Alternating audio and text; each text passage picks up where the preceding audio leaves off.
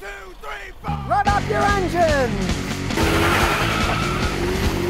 Today I'm going to show you some mechanics tricks for figuring out what's wrong with cars that are much easier to do than old methods and will keep you from wasting money on repairs that aren't needed. Now, over the years, I've had hundreds of people bring me their cars. They've been to other mechanics. They spent a whole bunch of money, and when I look under the hood, there's all kinds of parts that have been replaced, but the vehicle doesn't run right.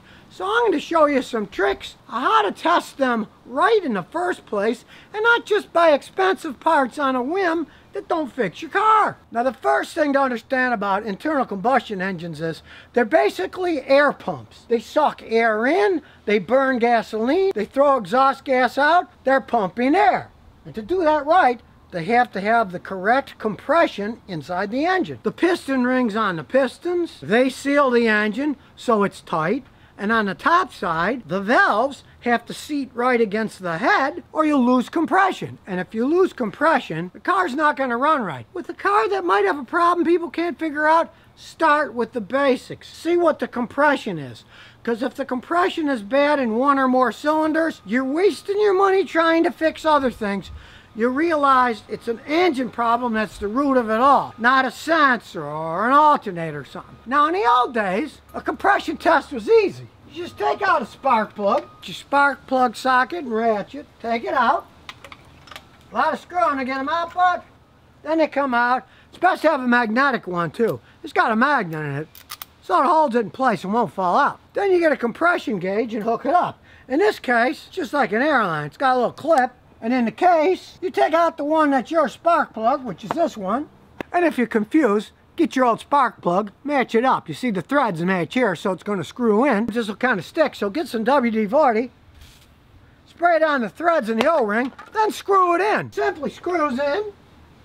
Now it's nice and tight, and you get your gauge and snap it on, and it's sealed. We don't want the vehicle to start, so we'll take off the fuse box cover here. And when we look in the top, we can see there's a fuel injection fuse, so we'll go here, pull the fuel injection fuse out so it won't start. Then we go inside the car and crank it over a little. That's enough. Then we go to the gauge and see what it says. In this case, it's 180 psi. Pretty good for an old engine. It's got 240,000 miles on it. Then you go and check them all four. It's a four-cylinder and compare. If there's more than 15-20% difference between them or they're all really low, the engine's flat worn out, and then you got to decide. You want to rebuild the engine or just get another car. Don't waste your money buying other parts. But in many modern cars, like this Lexus V6, it's very hard to do an actual compression test because now the front three are easy. They're right here. The plastic cover comes off. But the back three cylinders, they're under the intake manifold. You have to pull the intake manifold off to do compression tests of the back three cylinders. That's going to take hours. It's a big job. So I'm going to show you how you can do a relative compression test. Works perfectly fine, and you don't have to take anything apart. In this case, we're going to do a relative compression test electronically. You just need a meter and a low amp probe. Now, you can use all kinds of meters, but I'm going to show you the cheap way to do it. I bought this one just to see how the cheap ones work, and it works fine. Got it on Amazon. It was like less than 80 bucks. I have $800 and $1,200 meters, or you can get a big laptop oscilloscope. You can do whatever you want. This one that's less than 80 bucks works perfectly fine for doing a waveform analysis of it, as you can see. And here's how you set it up. The low amp probe, you get the black ground and put it on the black COM here. Very simple. And you take the red line and put it on the voltage, an amp one right here. That's it. And again, we don't want the vehicle to start, so we're going to take the EFI fuse out, pull it out. The fuse, you can see, it says right here, EFI 15, so it shows you which fuse to remove. Then we turn on the current probe, and we want to put it on the highest reading. Not the low 1 millimeter for 10 milliamps, but the 1 millimeter for 100 milliamps. Put it on the top one. Very simple. Then you turn the meter on, and we're going to put on millivolts, because millivolts measures the smallest stuff. And we push the auto display, so instead of numbers, it's now a graph. Then we get the low amp probe. We want to zero it because they need zero, and you push the zero button. Then we just clamp it on the negative wire coming off the battery. And now as we crank it over,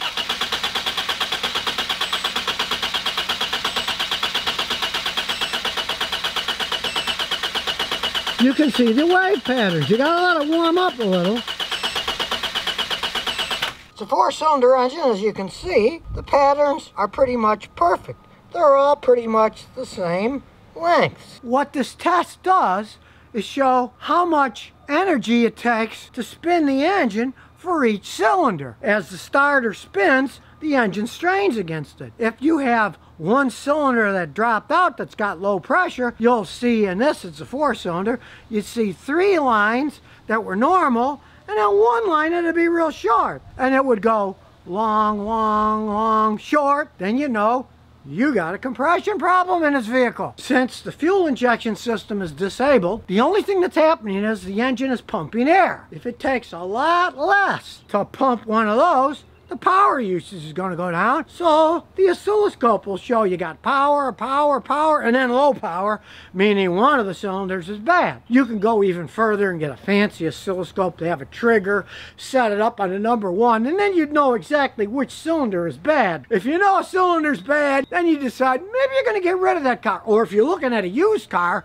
and you do this simple test, don't buy the car. It's very easy to use this if you're testing a used car. You just take the EFI fuse out, clamp the meter on to the oscilloscope and crank it over. Look at the wave pattern. If it's got a bunch of good ones and a bad one, a bunch of good ones and a bad one, you know it's got a bad cylinder. Now it's quick and easy on any car, but like on that Lexus, or let's say you got a 12-cylinder engine that's got spark plugs hidden all over the place that can take a day to get to. Hey, simply plug it in, crank it over, watch the lines. It's a good relative compression test that anybody can use. And I've done this on people's cars that have spent a fortune at other mechanics putting on airflow sensors, alternators, fuel injectors. They spend thousands of dollars, and all I do is pull out the fuse for the EFI, do this test, and find out that they have one or more cylinders that have low pressure, and say, hey, you wasted all that money. Now you got to decide. Do you want to rebuild the engine? Do you want to put in a used engine? Or you just want to get rid of the car? Knowledge is power in this case, and it's very easy to get this knowledge. Now the second test I'm going to show you is testing fuel pumps. We used to use fuel pump gauges. They had a little Schrader valve, easy to test, but not anymore. On these Toyotas, you got to take a line off, have a special adapter. Fuel gets all over the place, it's a mess. You can also do this by doing inductive testing. Watch this. We just go to the fuse box here. Look on the bottom, the EFI's over here. Pull the EFI fuse out and get the little probe, and we plug it in. So it's nice and tight. Now the only thing that's going to be different from the other test is, the other test we are checking the cranking of the engine. That's a lot of power. So instead of having it at the high one, we're going to put it on the low one here. That's just 1 millivolt for 10 milliamps. And we turn the meter on. We still use the millivolts, and we don't want the reading. We want a graph. So here we go, and now we're going to start the car. Start her up.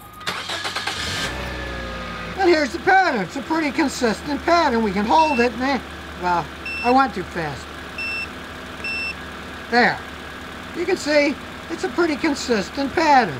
If you find that it's got drop-offs in one place or another, that would mean that the pump was starting to fail, because it's just like measuring the cranking of the engine, only it's measuring the spinning of the electric fuel pump that's inside the gas tank. And if it had a certain amount of power, then every once in a while it either spiked up using way too much power or spiked down not using enough.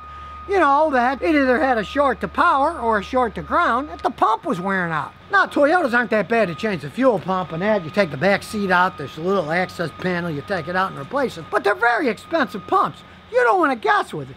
You can do this simple test like that. You don't make it a gasoline mess from gasoline getting over by disconnecting stuff and putting gauges on. And then of course you'd have to buy new O-rings, because you can't use the O-rings when you take the fuel system off and plug it to the gauge. Then the O-rings are compromised, you need new O-rings. This is a clean, non-messy way to check a fuel pump, especially when a vehicle is cold. A lot of customers bring me a car, they'll say, it starts bad when it's cold. So hook this test up when it's cold, and I'll have really bad lines when it's cold. Then when it warms up, the pump warms up and works better.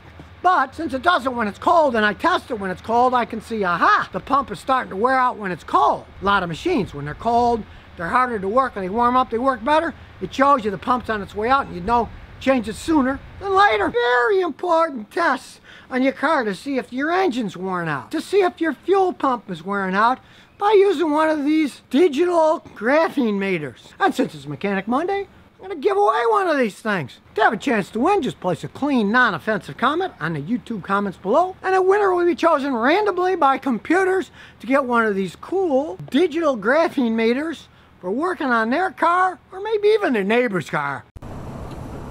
So if you never want to miss another one of my new car repair videos, remember to ring that bell.